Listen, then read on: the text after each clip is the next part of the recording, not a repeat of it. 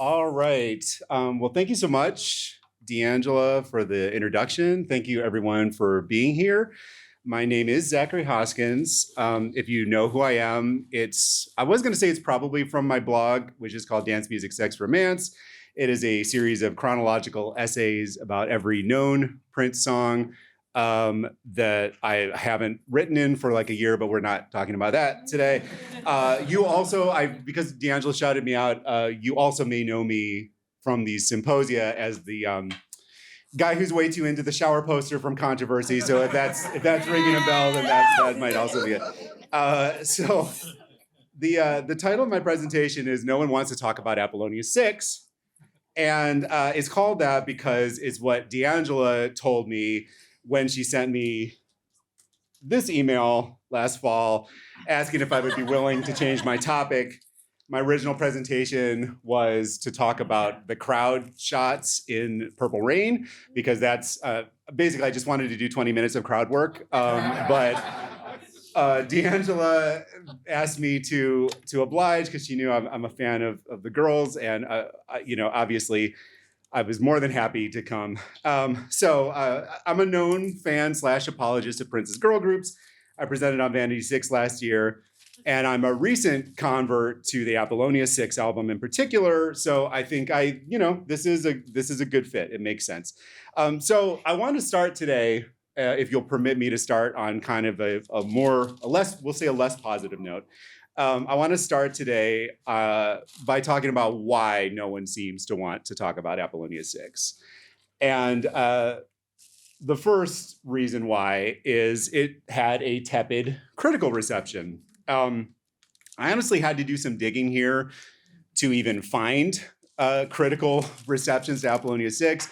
Part of that is just because it's 40 years later, and a lot of rock writing and more so R&B writing has been kind of lost. It takes people like I used to follow Craig when I was on Twitter. I followed Craig on Twitter, and his magazine clippings, so like I don't have that backlog. So here's what I was able to find, and it's an interesting mixed bag. We've got Robert Christgau, of course, from the Village Voice, who is surprisingly not negative, I will say. I mean, Christgau is always good for kind of a bitchy bon mot, but he does give it a B-. And he says the tracks are more than serviceable Star Company issue.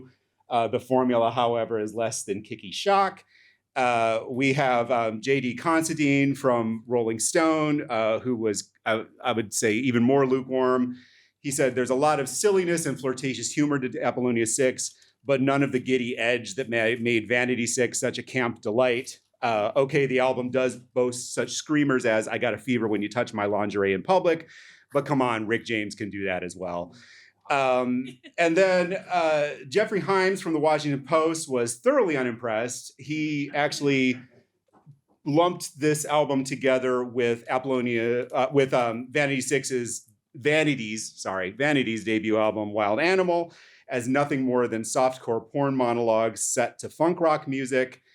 He did note that the music is often delightful and has an exhilarating surge and sass, but he concluded it's too bad it's wasted on negligible songs. And then I have an article here. I won't go into it in detail. It's actually from the George Washington University Hatchet, which I just thought was interesting. But the thing to draw attention to here is just the fact that they talked about Apollonia 6, Vanity, her album Wild Animal, and Sheila E's The Glamorous Life, and put them all under the heading of bimbo rock. So that is sort of, I feel like that kind of sums up a lot of the critical response to Apollonia 6. And then also, I think it's important to note, because this is possibly my least horny presentation to date, but I did want to bring some of the old magic here. So the Melody Makers column from Hustler had a very positive, very they were waiting with bated breath for the video album we just saw to come out. This is probably the most unequivocally excited I've seen a critic about Apollonia 6. So they were at least getting good notices in Hustler. Now, I do think it's important, given that we're in 2024 now, and we have, a broader array of critical voices. I think it's important to note, to my knowledge, all of these writers were white men.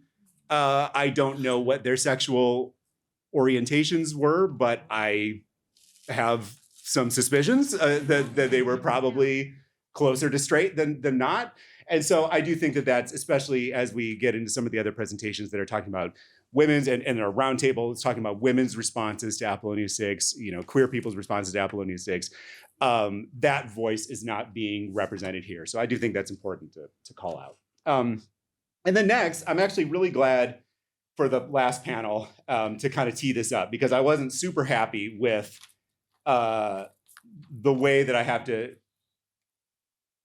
how I have to describe a lack of fan enthusiasm for Apollonia 6, because I know that charts is not, it's not the best lens through which to look at these things.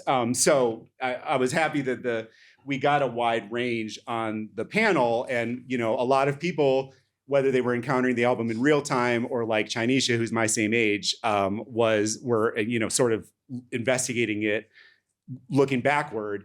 A lot of people, Apollonia 6 is overlooked. Pretty much everybody on the panel said, like, I wasn't into it at first. I bought it, but I didn't, I never got super into it until this moment. But I do think one way that we can see, and I'm gonna rush through this because, like I said, I found that panel more meaningful than this. But I think one way we can see this is from its sales performance. It's obviously very hard to read, but I added, there's the little apple, an arrow to show Apollonia's peak position. So the first two charts are from November 17th, 1984. That's the week the Apollonia 6 album peaked on Billboard. This is the week where Purple Rain was at #1 and had been for 16 weeks. So we're fully in the grips of Purple Rain mania. Ice Cream Castle's at #27. Sheila E's A Private Heaven, which featured Sugar Walls, is at #28. It would later peak at #15.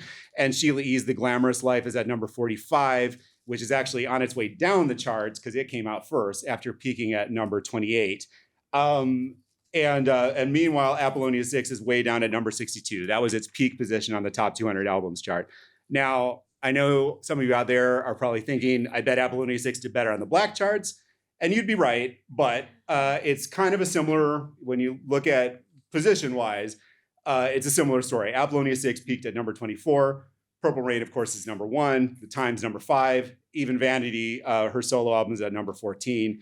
I would say the one surprising thing to note is that The Glamorous Life is below Apollonia 6 this week, but that's because, again, it was on its way down. And then finally, on the right, we've got another version of the same story in the Hot Black Singles chart, which is, I just have to say, my favorite chart name of all time, because it sounds like a personal ad. But Sex Shooter peaking at a very respectable #19, but still below. I think in this case, it's interesting to compare to their predecessor group, because one of the things the roundtable talked about was Apollonia 6 tends to be, for Prince fans, in the shadow of Vanity 6.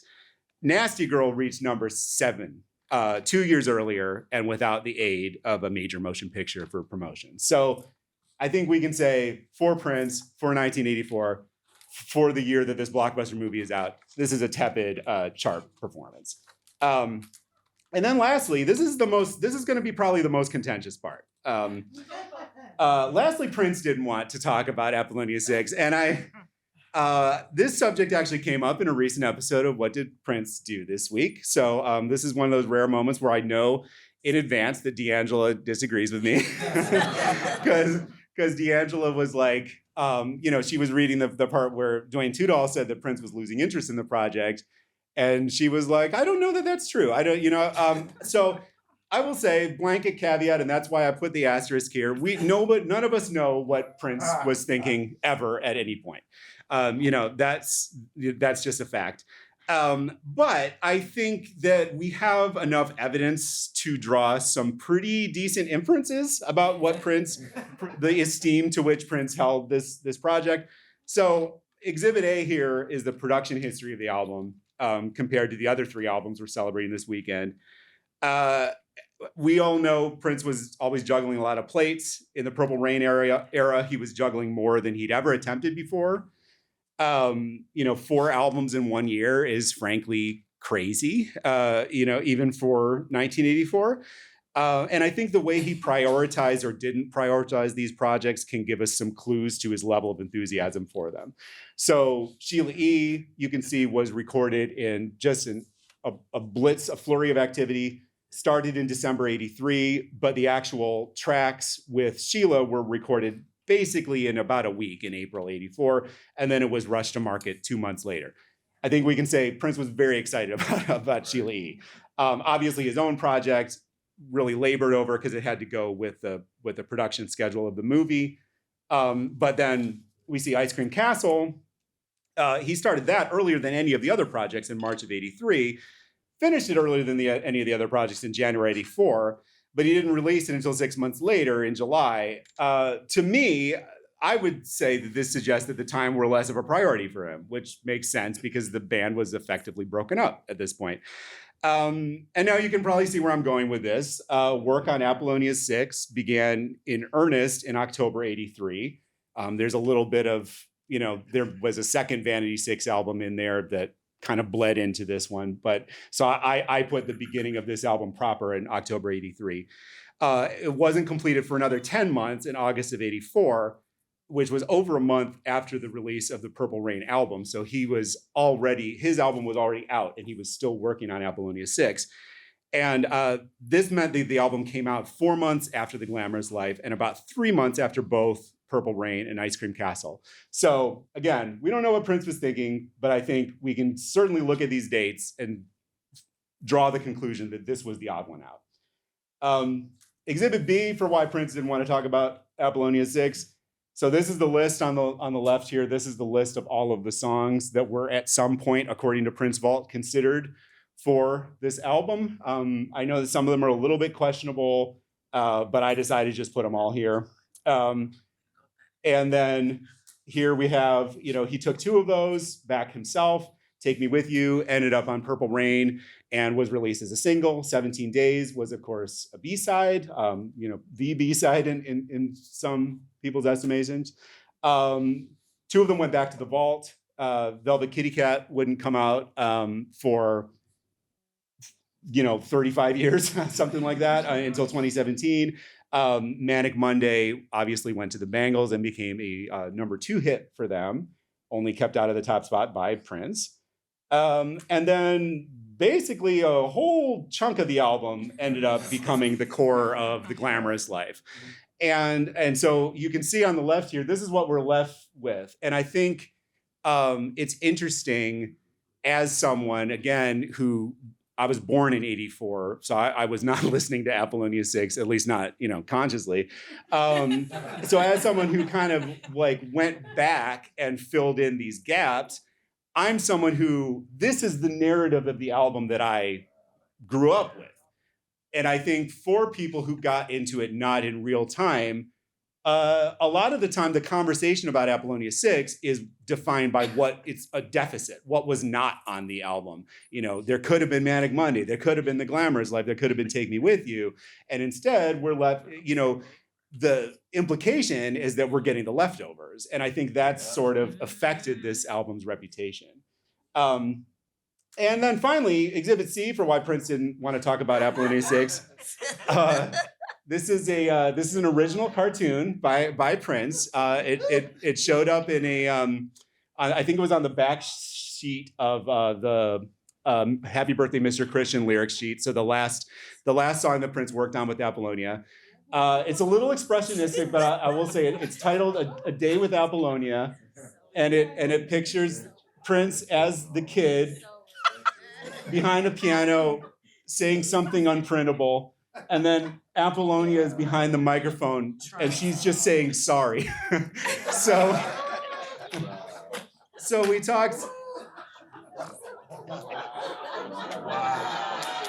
a little bit about Apollonia's vocal deficiencies, I guess. I don't think it's news to anyone that she's an objectively beautiful woman. I think she did for the caliber of movie that Purple Rain is. I think she did a very good performance.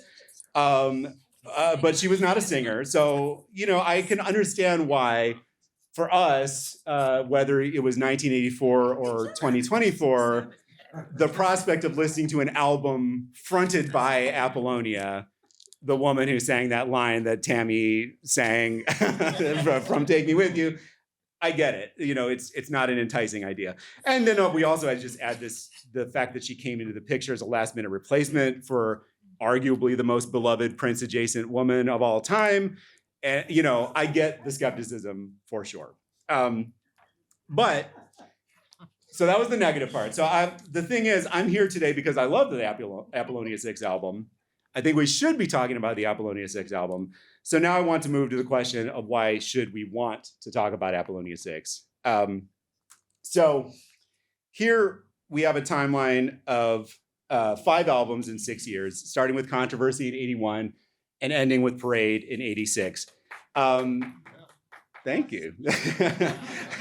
These are my favorite 6 years. I know Prince had a 40-year career. He never stopped. He kept changing. He kept evolving. But if you put a gun to my head and said, you have to choose 6 years, if you did one of those stupid memes that's like, you can keep 6 of these and the rest have to go. These are the albums that I would choose. And the reason why is because I think of these as the hothouse years. I don't think that he ever developed at a pace as incredible and I would add Dirty Mind also. From Dirty Mind. From Dirty Mind to Parade, that evolution is, I would be hard pressed to name more than 1 or 2 other artists in history who have done something like that. So this is a classic era. 5 albums in 6 years is already incredible. And then we also have to keep in mind, he didn't just record 5 albums in 6 years. He recorded 6, 7, 8, 9, 10, 11, 12 albums in 6 years. And I think a lot of us probably all of us in this room, to be honest, realize that to get the full picture of Prince's artistry, you can't just look at the 5 albums on top. You've got to look at the 7 albums on the bottom. And I know that's why D'Angelo does this. That's why I do it, even though it's making it even harder for me to write about all these damn songs. But it's like, you can't take this out because they're a vital part of his artistic development. And, I think of Vanity 6 and What Time Is It as the bridge between Controversy and 1999. I think of The Family and Romance 1600 as the bridge between really more like Purple Rain, and because Purple Rain and Around the World in a Day are weird. There's almost like he recorded them almost at the same time. So there's not quite as simple a progression there, but I definitely think of them as pre-Parade in a really interesting way. And then The Glamorous Life, Ice Cream Castle, and yes, I am officially going to bat for Apollonia 6 as the bridge between 1999, or between Purple Rain and Around the World in a Day. So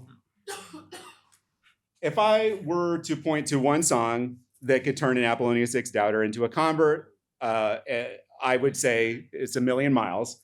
And that's because that was the song that did it for me. So I'm gonna talk over it, but I'm gonna hit play real quick and just kind of try to. Sure, yeah. D'Angelo's a DJ, so thank you.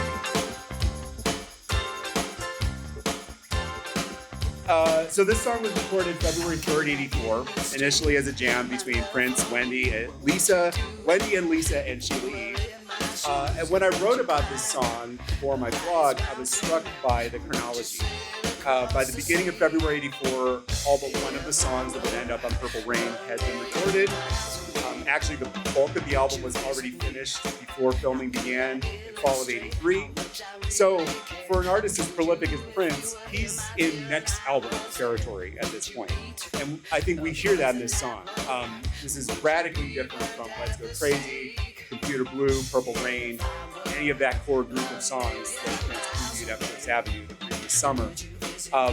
And I will just say, I'm not a musicologist like Andrew Scott yesterday. I can't even can't play music like Declan, so their presentations were very good at articulating musical things. I'm going to do some dancing about architecture, if you're familiar with that film. What I hear in this song is I hear a more organic live feel than we hear on most of Purple Rain.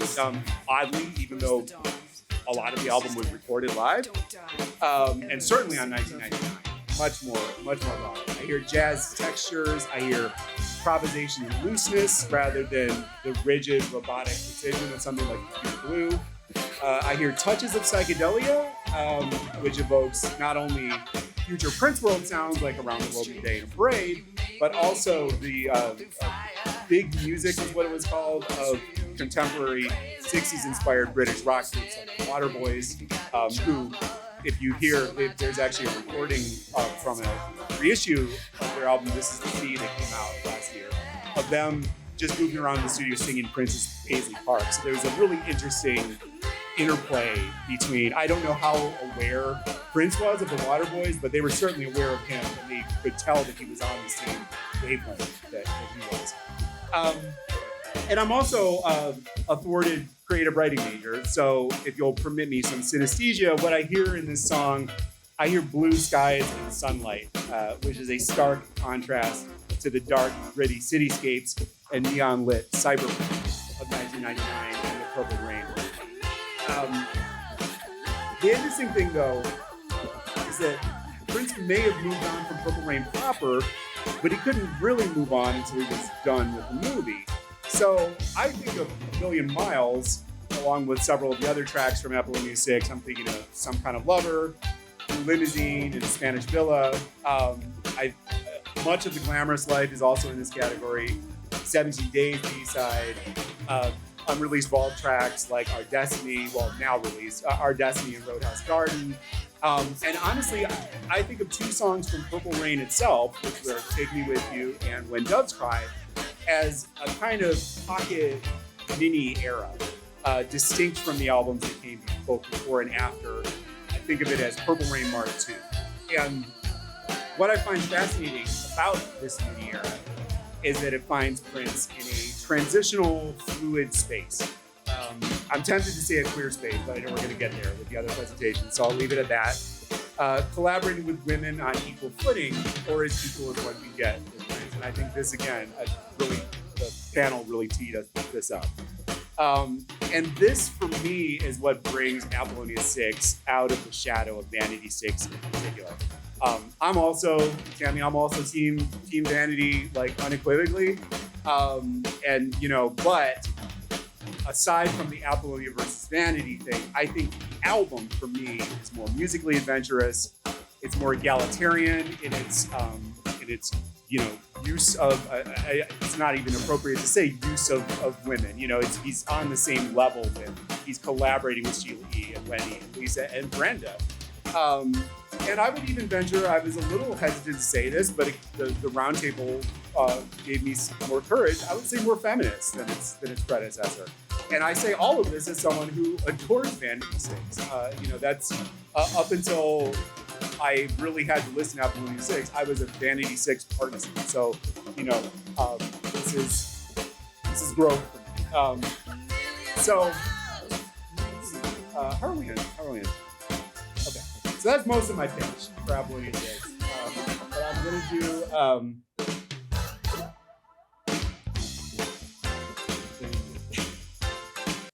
there we go. I'm going to do a couple of quick lightning round style points. First and foremost, Brenda.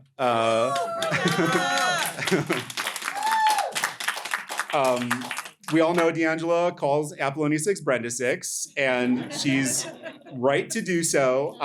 I've got to say, I didn't get Brenda until I dug into Apollonia 6, and I think that's partly because I don't know that Prince got Brenda until he recorded Apollonia 6. One of the things, I absolutely adore the Vanity 6 album, but I think she was woefully misused on that album. It's crazy to me that both the one really gifted singer and, frankly, the one white girl in the group, he decided to make her the rapper. It's very bizarre. One of those head scratcher Prince choices.